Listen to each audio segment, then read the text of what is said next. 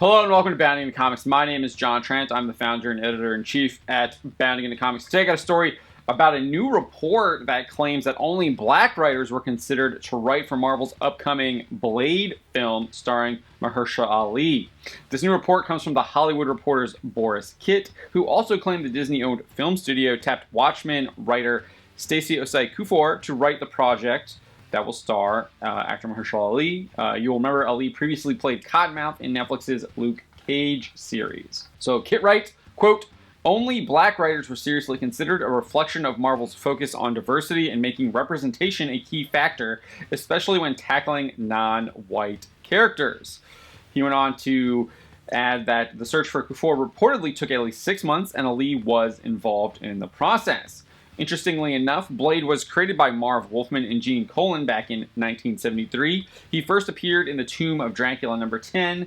Neither Wolfman nor Colan are black. Their race didn't seem to impact whether or not they could create and write the character because he was, quote, non-white, as Kit puts it. Blade would eventually get adapted to live action with Wesley Snipes playing the titular role in the 1998 film. That film was written by David S. Goyer and directed by Stephen Norrington. Like with Wolfman and Colan, neither Goyer nor Norrington are black.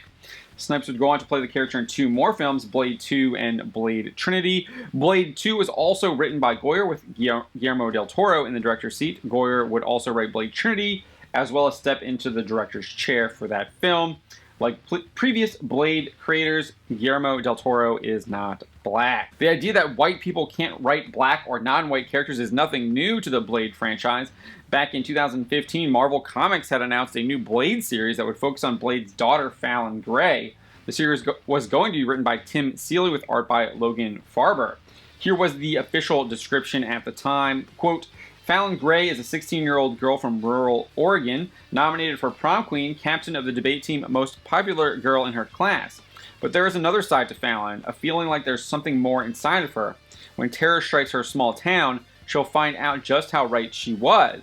As fearsome supernatural forces hunt Fallon, she'll come face to face with something even more shocking than the monsters on her tail. Eric Brooks, Blade, her father, and in each other, they'll discover the purpose they've each been struggling to find." However, the series would never come to pass. Seeley announced he quit the book in an interview with Newsarama. He explained, "The short story is, I quit."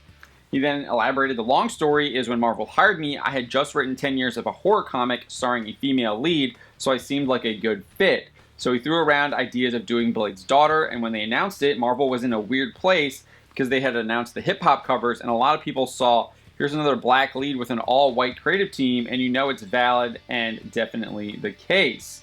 After a while, I felt like it was me screwing this up. I couldn't help but feel like a black woman might write this stuff better than me and save them from me. In the wake of Black Panther launching so well, maybe Blade is the book they find new talent on." He added, "Not only has the Blade franchise been subjected to finding talent based on one's identity, but Marvel Studios appears to have embraced the idea at large. Going back to July 2018, Kit and The Hollywood Reporter also reported that a, quote, female filmmaker was the priority for their Black Widow film. However, in that report, Kit did reveal that, quote, the search stalled at one point and the studio looked at male helmers.